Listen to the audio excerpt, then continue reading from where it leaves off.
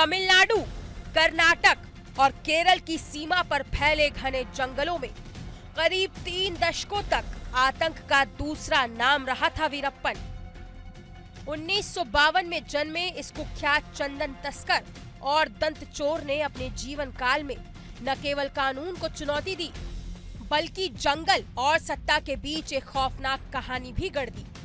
वीरप्पन का नाम आज भी दक्षिण भारत में एक दहशत की तरह लिया जाता है, जिसने सैकड़ों हाथियों की हत्या की, चंदन की तस्करी से करोड़ों रुपए कमाए और न जाने कितने लोगों की जान ली। लेकिन उसका अंत भी उतना ही नाटकीय और चौंकाने वाला था जितना उसका जीवन। वीरप्पन ने हाथियों के दांत निकालने के लिए एक ऐसा तरीका अपनाया जिसे जानकर किसी की भी रूह कांप उठे। पुलिस थाने के एक अधिकारी जीवी कबरी ने बताया कि वीरप्पन ने एक बार खुद उन्हें ये खौफनाक तकनीक बताई थी। शुरुआत में जब वो हाथी को मारने के बाद आरी से दांत काटता था, तो अक्सर दांत का आधा हिस्सा हाथी की खोपड़ी में रह जाता था, जिससे उसे नुकसान होता था। इस परेशानी से बचने के लिए उसने एक नया बेहद अमानवीय तरीका अपनाया। वो हाथी के मुंह में चूने का पत्थर डाल देता था। चूने की तेज गर्मी और रासायनिक प्रतिक्रिया से हाथी का जबड़ा जलकर नरम हो जाता था, लेकिन दांत को कोई नुकसान नहीं पहुंचता। कुछ घंटों बाद वो पूरे दांत को एक झटके में बाहर निकाल लेता और उन्हें बेधड़क बाजार में बेच देता। वीरप्पन के अपराध केवल हाथियों तक सीमित नहीं थे। उसने कई पुलिसकर्मियों, वन अधिकारियों और आम नागरिकों की भी हत्या की। लेकिन जो घटना सबसे ज्यादा सुर्खियों में आई वो थी कन्नड़ फिल्म अभिनेता डॉक्टर राजकुमार का अपहरण। इसने कर्नाटक सरकार को हिलाकर रख दिया था और पूरे देश का ध्यान इस जंगल के डकैत की ओर खींचा। इस किडनैपिंग के बाद वीरप्पन केवल अपराधी नहीं रहा, वो एक राष्ट्रीय चुनौती बन गया। शायद यही वजह थी कि उसे पकड़ने के लिए 1990 में तमिलनाडु और कर्नाटक सरकारों ने मिलकर एक विशेष टास्क फोर्स का गठन किया। ऑपरेशन कोड नेम कोकून रखा गया, जो 3 राज्यों में तमिलनाडु, कर्नाटक और केरल के जंगलों में चलाया गया। इस ऑपरेशन की कमान अनुभवी आईपीएस अधिकारी के विजय कुमार के हाथ में थी। एसटीएफ ने उसके सहयोगियों को गिरफ्तार किया, जिनमें 1952 में पकड़ा गया उसका प्रमुख साथी गुरुनाथन और 1993 में उसकी पत्नी मुथुल लक्ष्मी भी शामिल थी। लेकिन वीरप्पन खुद हर बार एसटीएफ को चकमा देकर बच निकलता था। उसकी जानकारी, चालाकी और जंगल में गहरी समझ ने उसे पकड़ना लगभग असंभव बना दिया था।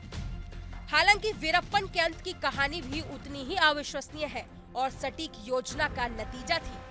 18 अक्टूबर 2004 को वीरप्पन अपने 3 साथियों के साथ एनकाउंटर में मारा गया।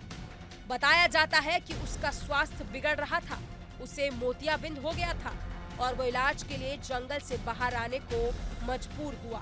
खुफिया एजेंसियों को जब ये सूचना मिली तो एसटीएफ ने एक प्लान तैयार किया।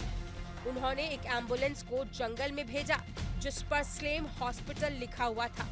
वीरप्पन को विश्वास में लेने के लिए एसटीएफ के एक जवान को एम्बुलेंस ड्राइवर बनाकर भेजा गया। इतना ही नहीं, वीरप्पन ने खुद को छिपाने के लिए अपनी पहचान बदलने की कोशिश की। अपनी घनी मूंछें ट्रिम कर ली और कपड़े बदलकर आम आदमी की तरह नजर आने की कोशिश की। जब एम्बुलेंस जंगल से बाहर निकलकर पपरापत्ती गांव के पास पहुंची, तो रास्ते में एसटीएफ ने एक ट्रक लगाया, जिसमें 22 हथियारबंद जवान छिपे हुए थे। जैसे ही एम्बुलेंस ट्रक के पास आई, एसटीएफ ने उसे रोककर सरेंडर का ऐलान किया। लेकिन एम्बुलेंस के अंदर से ही वीरप्पन और उसके साथियों ने गोलीबारी शुरू कर दी। मौके की नजाकत समझते हुए एसटीएफ ने जवाबी फायरिंग की और एक ग्रेनेड एम्बुलेंस में फेंका गया। फायरिंग में वीरप्पन के सिर में गोली लगी और उसकी मौके पर ही मौत हो गई। उसके 3 साथी भी इस भीषण मुठभेड़ में मारे गए। वीरप्पन की मौत के साथ ही दशकों से चल रहा एक आतंक का युग समाप्त हुआ। उसका नाम भले ही अपराध के इतिहास में दर्ज हो, लेकिन जिस तरह उसने जंगल और कानून के बीच अपनी सत्ता स्थापित की, वो अपने आप में एक अनोखा और डरावना उदाहरण है। उसे केवल एक डकैत कहना शायद उसके प्रभाव को कमतर आंकना होगा। वो जंगल का ऐसा सम्राट था जिसे पकड़ने में 3 राज्यों की सरकारों को 30 साल लग गए। वीरप्पन न केवल हिंसक और निर्मम था, बल्कि चतुर और रणनीतिकार भी था। कहा जाता है कि वो अध्ययन दौराई उर्फ मामट्टे नाम के एक व्यक्ति को अपना गुरु मानता था, जो तमिलनाडु के मेटूर बांध के पास मेचुरी गांव में रहता था।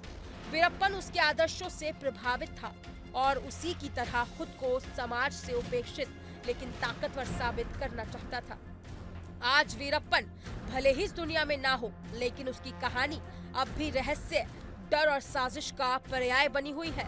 वो उदाहरण है इस बात का कि जंगल में पनपता अपराध अगर वक्त रहते नहीं रोका जाए तो वो ना सिर्फ कानून बल्कि पूरे समाज को चुनौती बन जाता है।